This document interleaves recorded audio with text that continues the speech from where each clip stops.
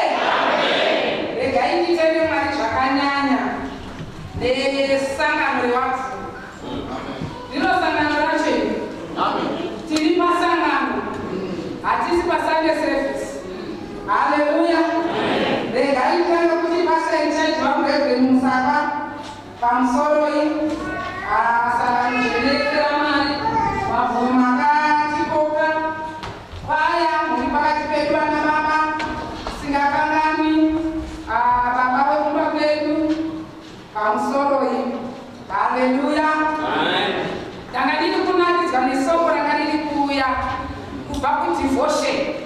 Haleluya. Ayayayayayayaya. Kudenga kuna Mwari. Amen. Tichiuya baba Mushambi. Munhu wamai mandikombole. Munogara tikombole. Amen. Mulanda anochera masoko. Amen. Ndiri kukomba sori. Ndakumbirwa hanzi ziviso. Hanzi mashenese erukamava. Kunai kumashuri. Izvo nani? Zvita zvakashatira kupa nguva. Vakanga vatosvika ndauya semukopa. Saka zvekuti misha dzakamira seizvi. Haleluya. Shuva kutondoonawo pano ndakabva ndatengawo manzwi ababa Mushambi. Zvikanzi inini semukopa unonga uri gerebo. Asi unorova warova wabva waenda. Saka inini semukopa wechibvumi ndichairova sekutaura kwandakaitwa naMwari. Ndoenda kusekechi kwangu Joburg North.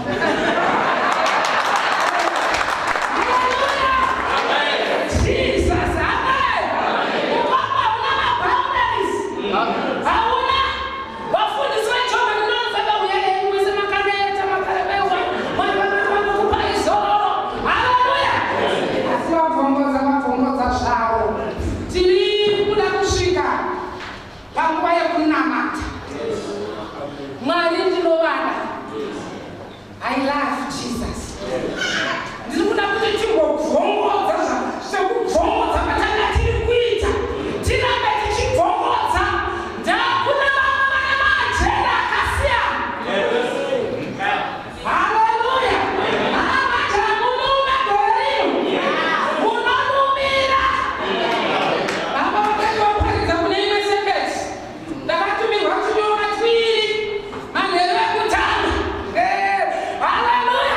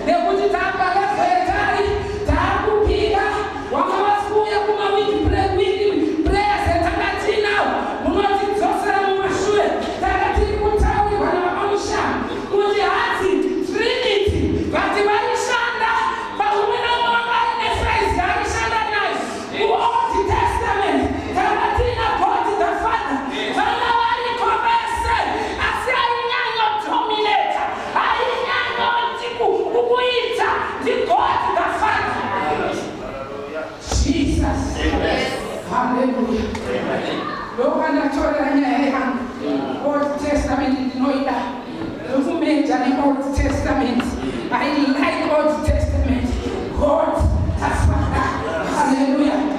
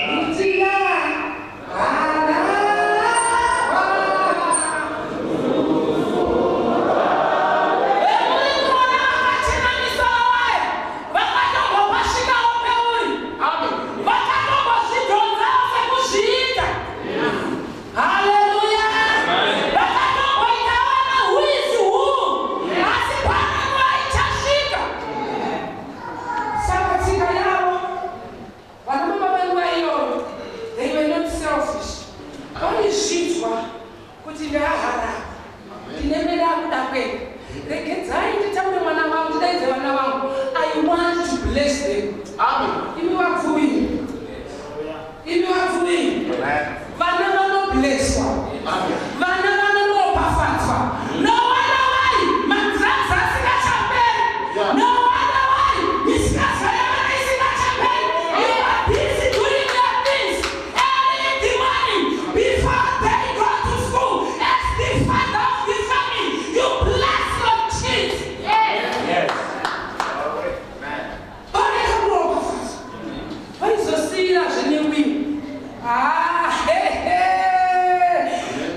kuti wiwi isiwe kunge paine chamakaita baba itai zviro maichiko itai zviro tinobonyepera itai zviro otaura muimusi ikatukaona baba vanopinda mukichen komafuta changa tukona I told you munasikaye basa anoneka stay because tuli yanofana kupedza mwedzi kana uri mababa akadaro ite zviro toda kusvika levo yekuti utenge mota kabhizinesi ranamari utenge mota yebaba harisisiri basa rabababa rabhizinesi ravainavana kuti ukamidzana kuti baba murikuita zvikuru. Amen. Kusonderera ndikapeika kanderera itai zviro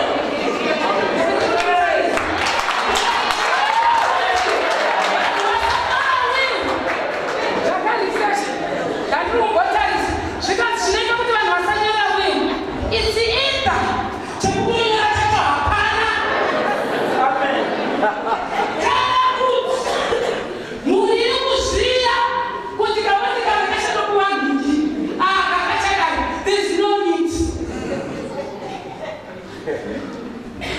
kunonyorwa mawiri vanonona mundindidzo chibofungo ripo mavo unonyora kuti uda kunyora mukadzi imwe mwiri iri kwadzaya mukadzi kuti mukadzi vamuzazokomba mamuribaandinonono itai zvinozirope vakaisaka vaibhulesa vanavavo.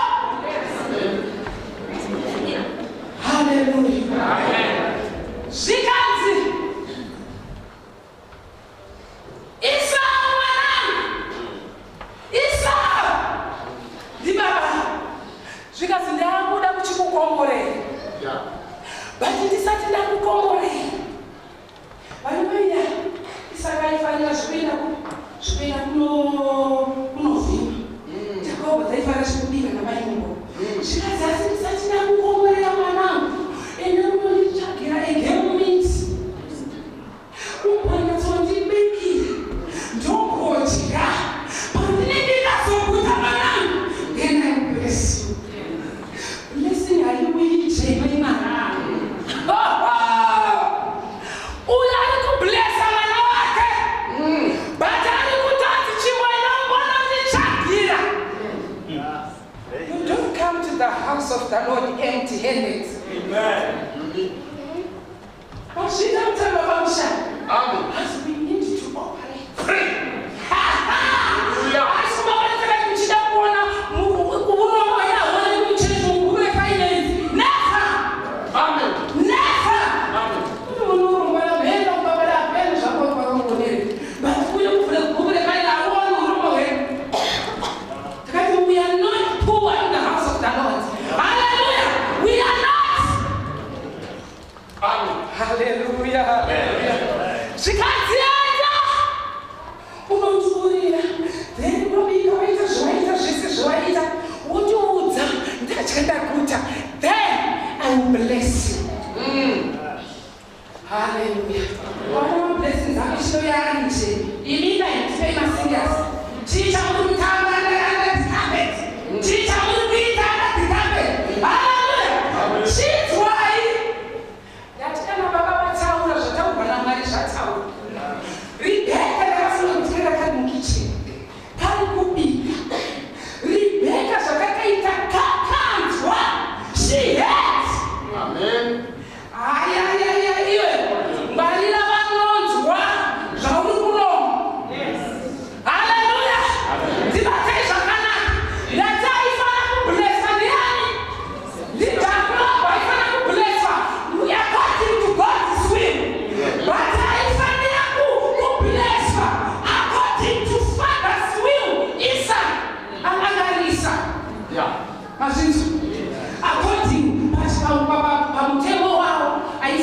blessed one. He first born. Jesus. Hallelujah. Yes. Rebecca comes. What? Amen. Jacket Rebecca comes. Shaitaura, Chitauri. Ipapo. Agatia. Hey. Andinyara Shakana. Amen. This one. It was written. Kuti Jesu aitofanira kufa. Amen. But pakashandiswa Judas Iscariot. Vakashandisa chi yake. Judas aida mani. Saka vanoti aisibobota achina sei. Achinokora. Amen. Iwe. Satani anotoshandawo nemunhu unopinda mumweya. Hallelujah. Satani anotowashanda nemunhu waifamba nana Jesu. Amen. Be very careful. Kuti usashandiswa to fulfill. Hallelujah. Jesus. Be very careful. Amen. It's right.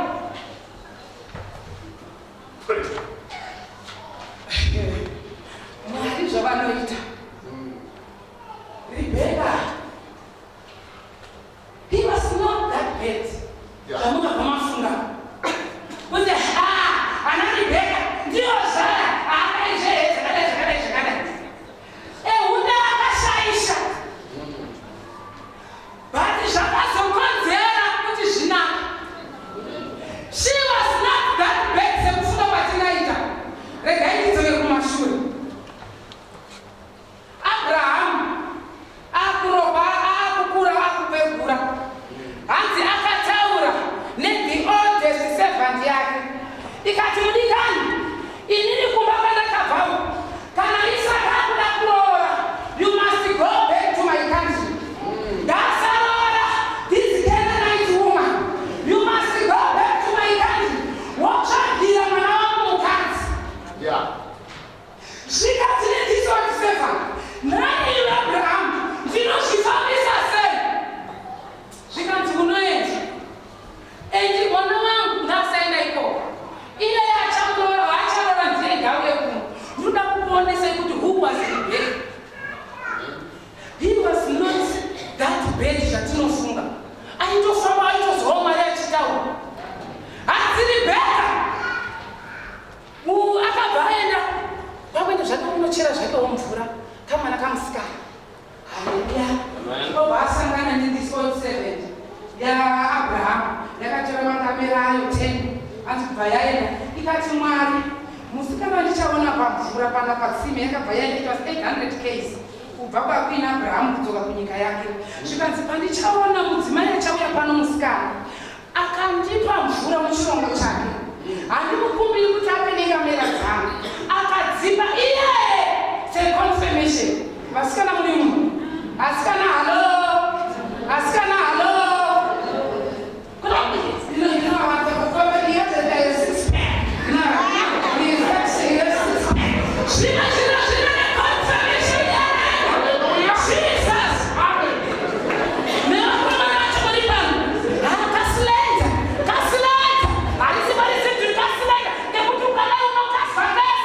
my man, be very careful. Jesus. She was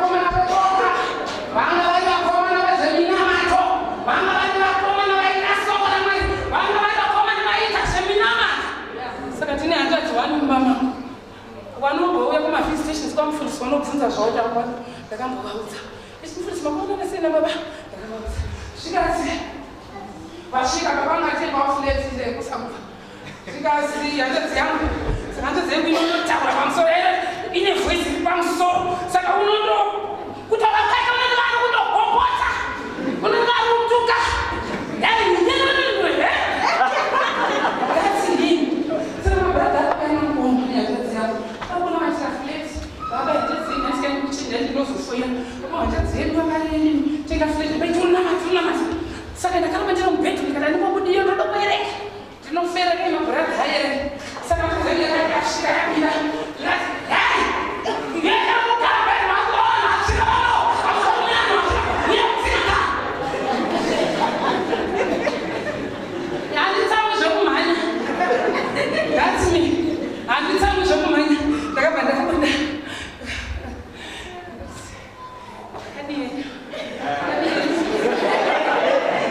vachitaura hanzi dhati smile nevakabuda nayo dhati smile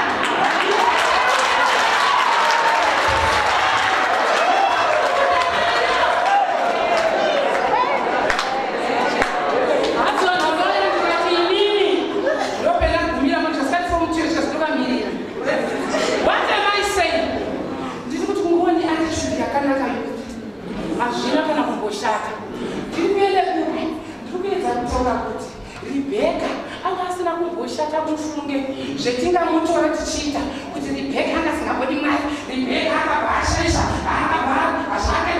zvakaita but iwo unogona kushandiswa naSatani ukasaita very careful you can also be used by the devil. Hallelujah. You feel umwe munhu destiny yakapiwa saka ndavoko kutaura kuti not with you. Amen. Jesus. Hallelujah. Zvinazina Rebeka ndiye ndikutaura ende Isaka aina mukadzi wake tikadzoka futi Genesis 25 verse 21 inotaura kuti Isaka prayed much. He pleaded. Rimwe rakati wade. Rimwe rakati he prayed much to the Lord. Rimwe rakati he pleaded to the Lord. Nenyaya yemukadzi wake anga asina mwana. They took 20 years. Amen. Iye kuti azvarwe pakatorawo mukana. Hallelujah. So pane mamwe makesi generational cases. Muri kuona nyaya yacho. Iye kuti abarwe Isaka anakuya Sara vakatora nguva iye vacho kuti aitewo mwana waRebeka. Ndakandiri kufunga ndikati in that period polygamy was accepted. Munonzwa zvakanaka? Manzwa baba. But Isaka haana kutora mumwe mukadzi. Even kutsvaga seva ngemudzimai wake kuti aitira hako zvaibvunzwa mazuva achewa. Haana. He loved. Hey. Matini kumwana baba vemazuva ano. In this era. Hey. Isingatongobvumidzwi kuuya kwaKristu. Isingatongobvumidzwi polygamy yacho. Vakomana.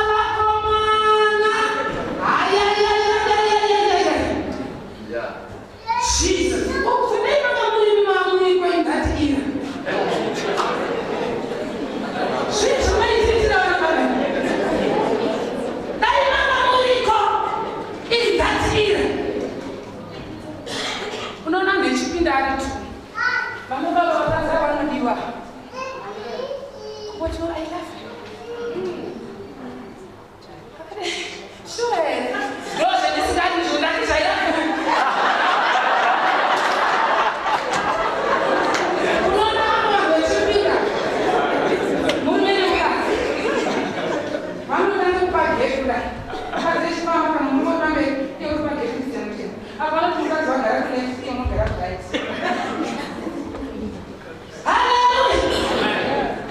Jesus. Rebeka na Isaka vanga vari vanhu vaida Mwari, vanga vari vanhu vainaka, asi kuti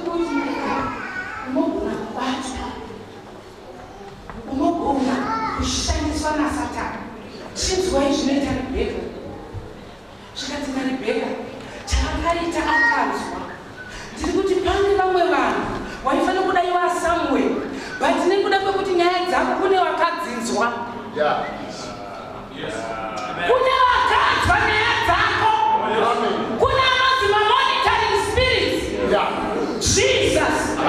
Kuna vari pabasa vanoti vakanzwa nyaya yako havaiendeswa kanaka. Vanoti vakanzwa nyaya yako havaiendeswa kanaka.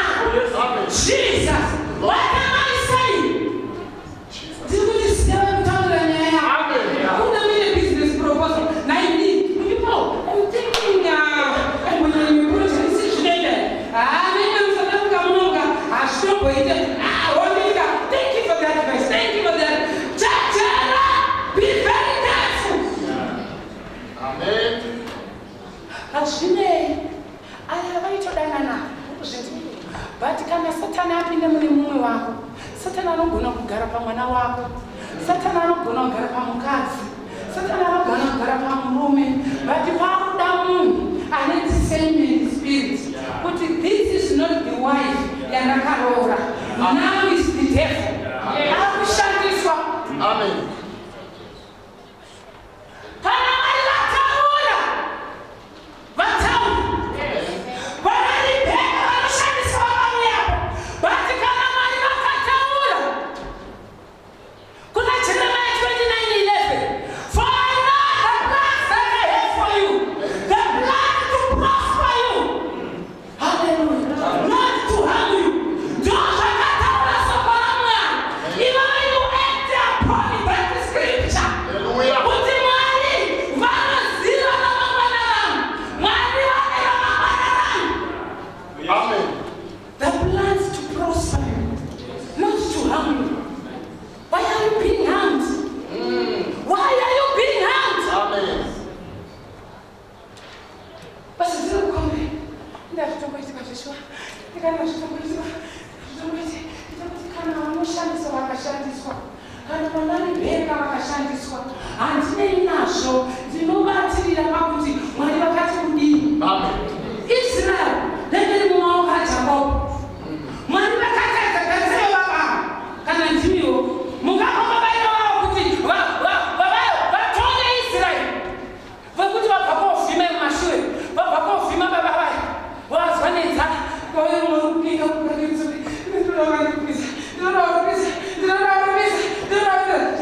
nditengesere udani hwako. Pane desperation isingaiti.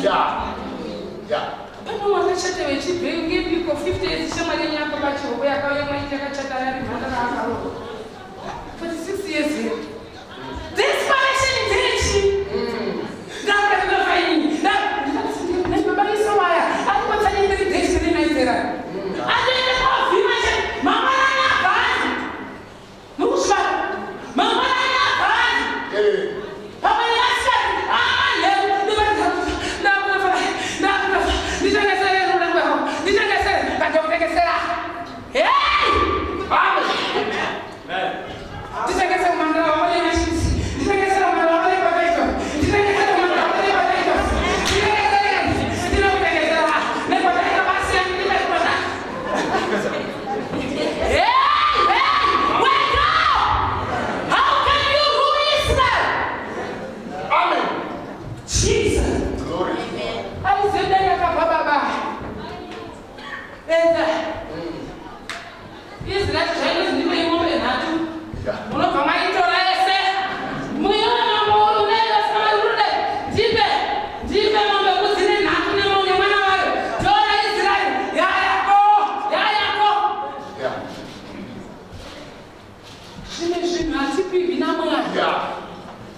Nekuda kweattitude yedu.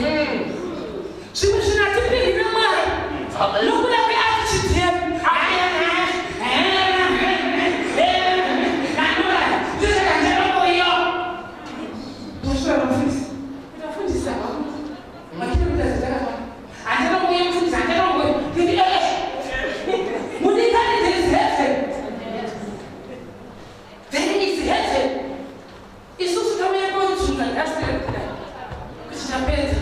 Ukamwonyesha ukana chishetu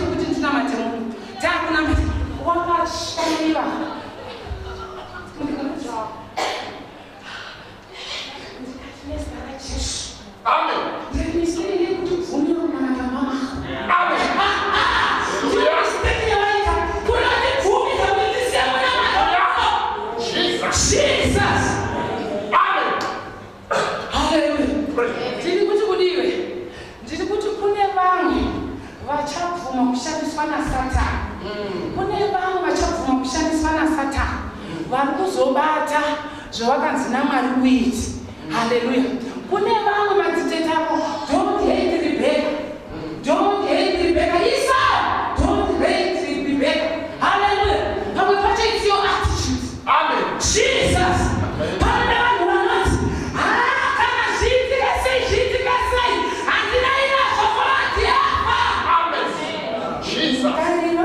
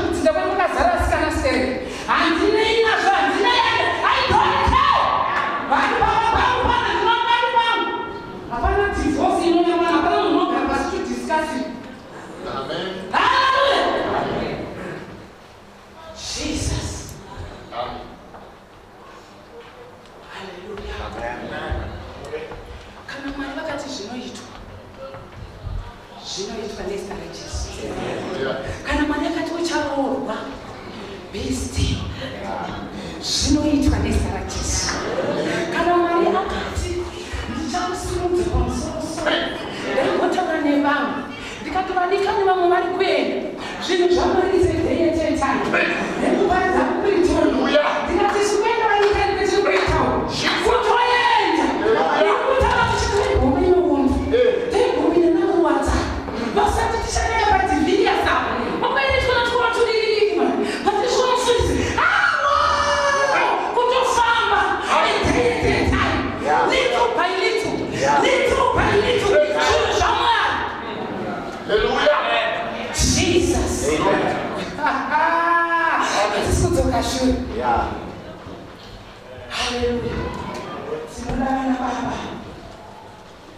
Anosimuka. Bana Baba. Banitasa. I'm not things are not well in one more. I have to pray for my wife.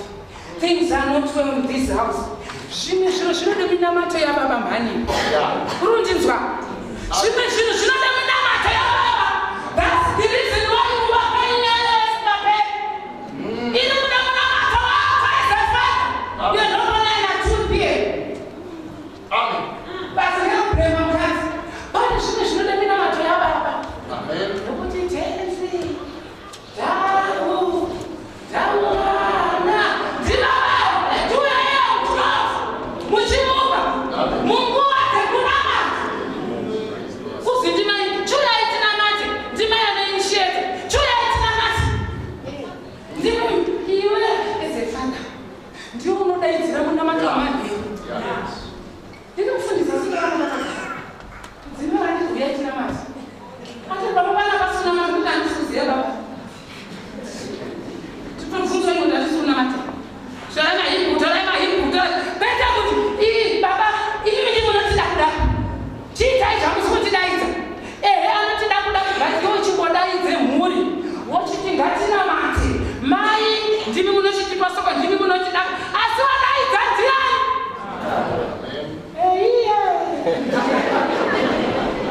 No wonder why. She's speaking. Mumba, she's speaking. No wonder why my divorce happened.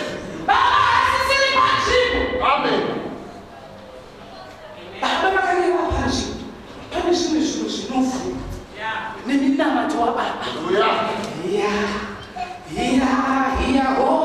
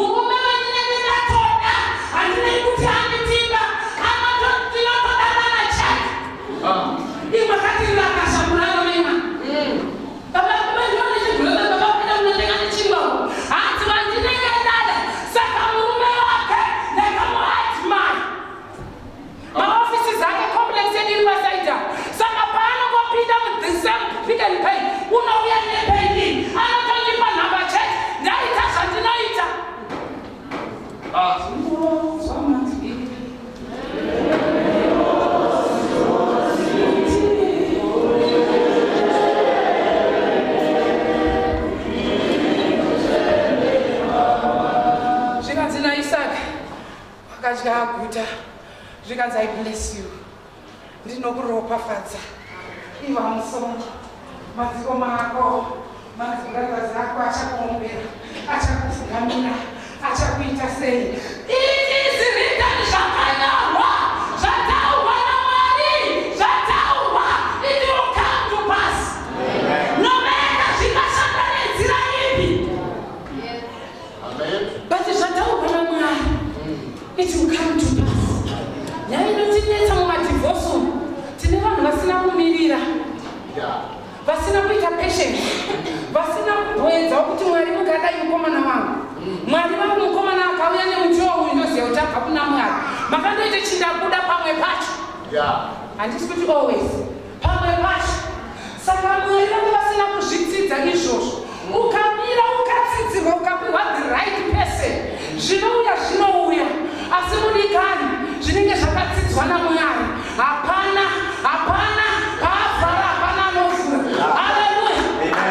Amen. Glory to God.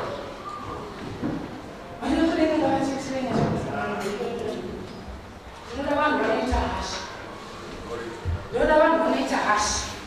Kuti mufundisi zvamurikutaura mumwoyo haasisiriwo baba vavo. Havasisiriwo pane kakuchinjaniswa kakaitwa. Havasisiriwo pane kakuchinjaniswa kakaitwa. Ende zvinoitwa in spirit. Amen. Zvinoonekwa nevanofamba mumweya. Hallelujah. Ndio vanozviona. Amen. Kuti apa hatisisiri tese. Manje Satani wanyangira yaona. Ini ndiri mwana wa Mwari. Hallelujah. Ini ndiri mwana wa Mwari. Zvangu zvinoita chete nezita raJesu. Zvangu zvinoita chete nezita raJesu. Amen. Vanonibheka mukashandiswa. But I'm not going to fall. Handisi kuzorora nezita raJesu. Zvakataurwa naMwari ndio ngazviitike. Hallelujah. Amen. Unoita autakoba. Autako yetiri kuda. Ndeye vanoti mufundisi. Shuwa kumba kwangu zvakachinjaniswa. Hallelujah. Mwana wangu handisamufi, pano wakutotadza kukontrola vana chaivo. Haasisiriye kuziva ndaiziva. Haasisiriye takudwa wangu iye. Pane zvaitika. Havasisiriyo. Kubasa uko from nowhere. Ndikutora nemunhu. Zvinonzi mufundisi kubasa kwakufashata. Kwanzi retrenchment. Ndine vanhu vendinoti ndikati ndisati ndasvika kwenye ndichasvika. Kana asingashandi. Mufundisi andisisi kushanda. Ndobva ndinati not with you. Iwe hazvigoni ndiri mufundisi wako kuti usashanda. Haizvozvo hazviti. Hazvingati hazviti kuti iwe usashanda. Jesus. Panotarisa samusangiri kuti Mwari nhengo yangu iya no. Haka. Ndine vanhu vakati ndinoda mufundisi pasakabvarapera samukadzi yakavashanzi mufundisi. My Moses, nobati Moses wangu. Zvinokubaza. Ndikati ameni anatikama. Imi hamuzomboregeri kushanda ndiri mufundisi. Hazviti. Chikasikwazitenda ndebva yatobviswa. Ndikati izvozvo confusion iri kuitwa iyoyo. Ndeyekucreate a new position for you. Amen. That confusion iri kuita iyoyo. Ndeyekucreate your destiny. For you to reach your destiny.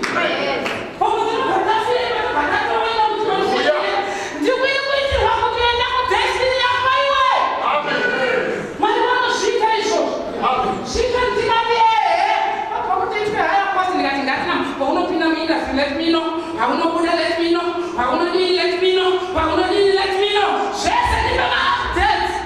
Yeah. Mfundisi ndapigwa basa. Dai wa HR manager mwenyewe. Tuna HR manager. Jesus.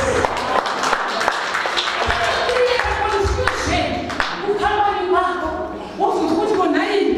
Ngiri wewe yakaita permanent. Atisuda ifana na Zimbabwe.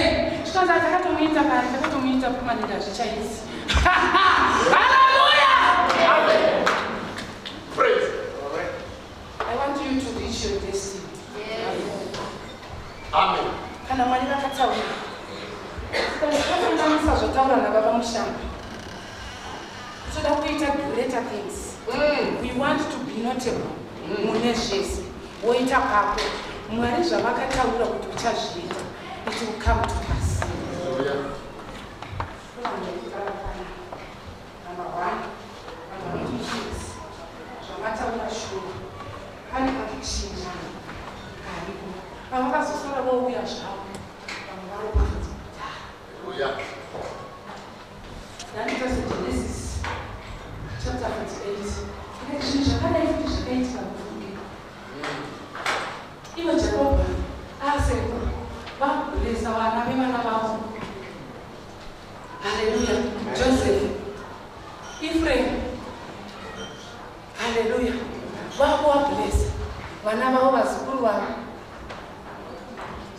Instead dzekuti mukuru akabva aunzwa kune baba changa singachauya. Mukuru akabva aiswa kuright hand yasekuru, mudiki obva aiswa, but sekuru akatoblesa. Amen. Zvisirizvo zvikazi no. Amen. Amen. Kana Mwari Amen. wataura Hallelujah. you will be transferred. Amen. Amen.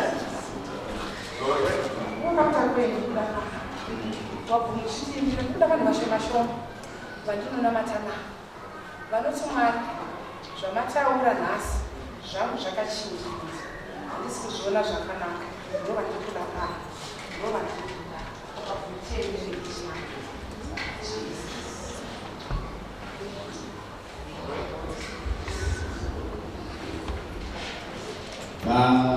Baba wetu